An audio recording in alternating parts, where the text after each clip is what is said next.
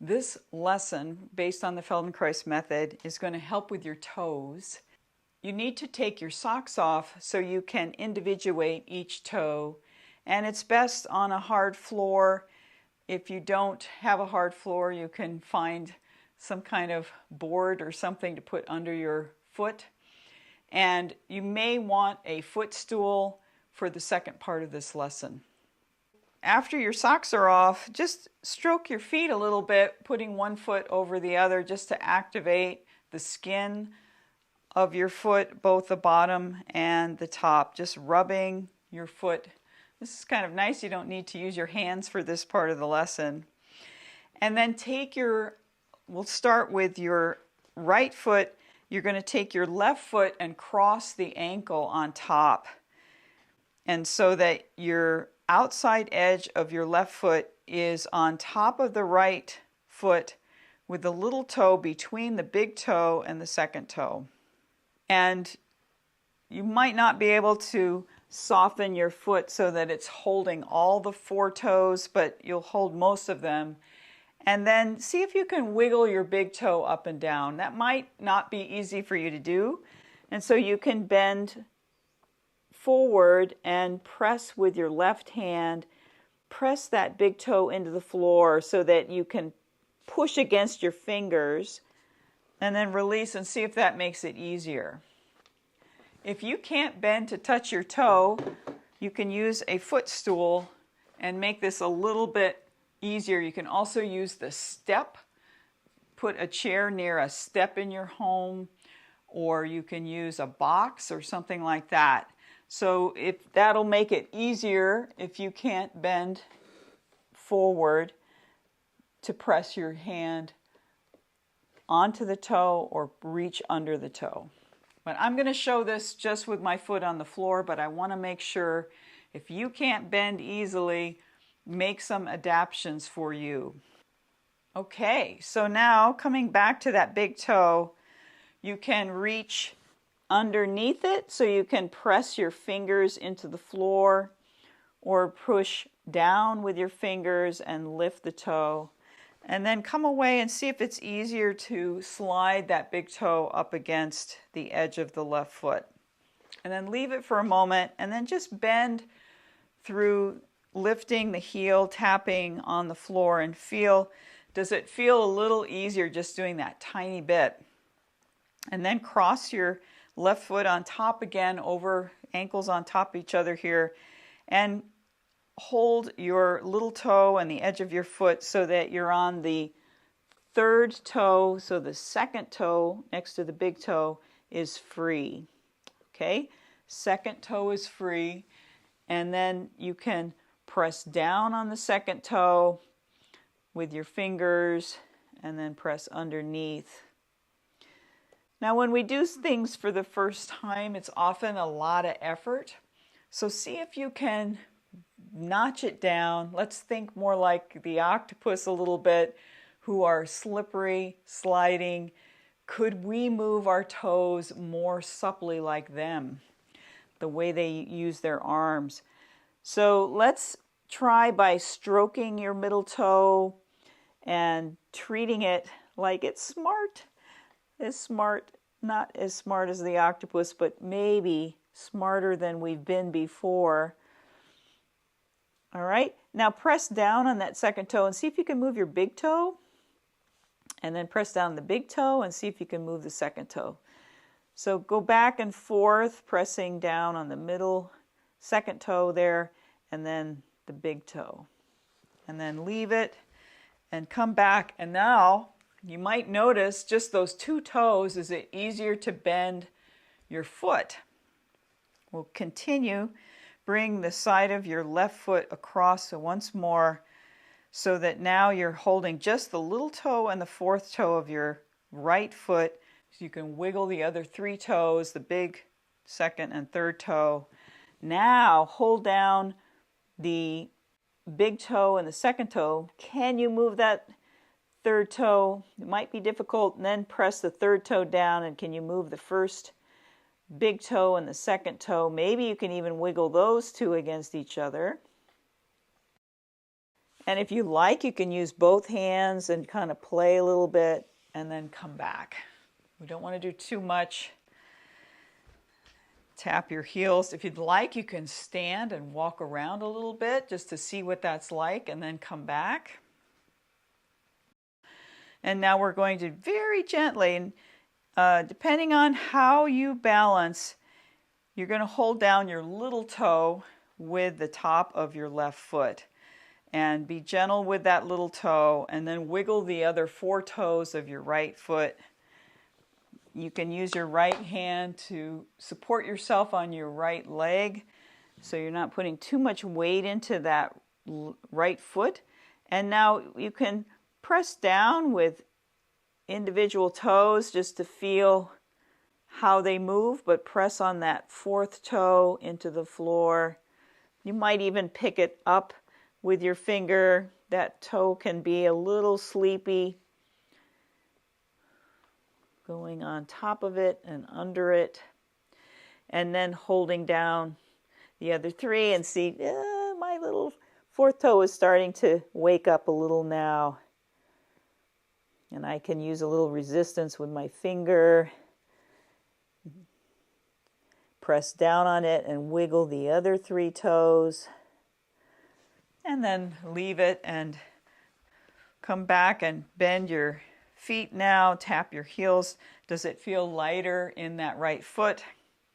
And now to finish, you're going to take your left foot, instead of crossing on the ankle, take more of the sole of the foot, the big toe holding down the 4 toes, so that this little right toe is the only one that's free. Hold those toes and then play with either pressing it down with your right hand, fingers, or lifting up, and you can start to engage it. A lot of different ways to play with this, but this is one way. And then bring your foot up. And is that foot easier now to bend? I've had some injuries to my feet, so this is really helpful for my feet. Take your right foot now over the left, and let's go ahead and go through this on the other foot. Take the right foot on top of the left foot, so the right ankle is on top of the left ankle. And now you can take and press a finger, if you want, onto that big toe. See if you can move your big toe of the left foot up and down. If you can't, you can take a finger underneath and pull on it a little bit. Press your finger with your toe into the floor. It's amazing if you do this lesson just a few times, your fingers and your toes are really going to wake up. All right, so take that foot off now and see, does it feel already a little easier to lift off? And then cross once more your right foot over the left, so the ankle's resting there and the little toe is now pressing down on the 3rd toe of the left foot. So you can wiggle the big toe and the 2nd toe of the left foot. And then let's hold down the big toe. So we're just seeing if we can wiggle the 2nd toe. If you can't do that, go ahead and just press down on it and move the big toe, and then press down on the big toe. You can alternate back and forth.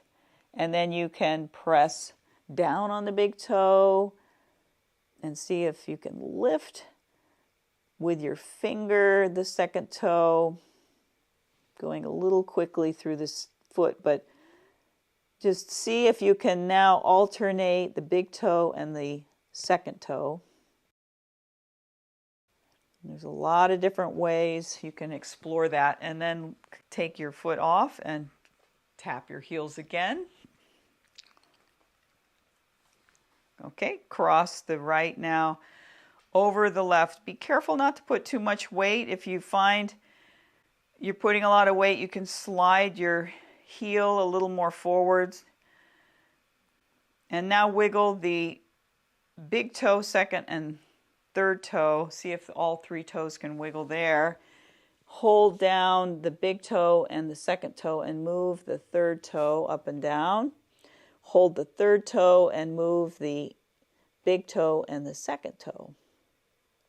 And then go back and forth. There it is, the third toe. If it's not easy, take that left hand and lift your third toe and then press the third toe just to activate it.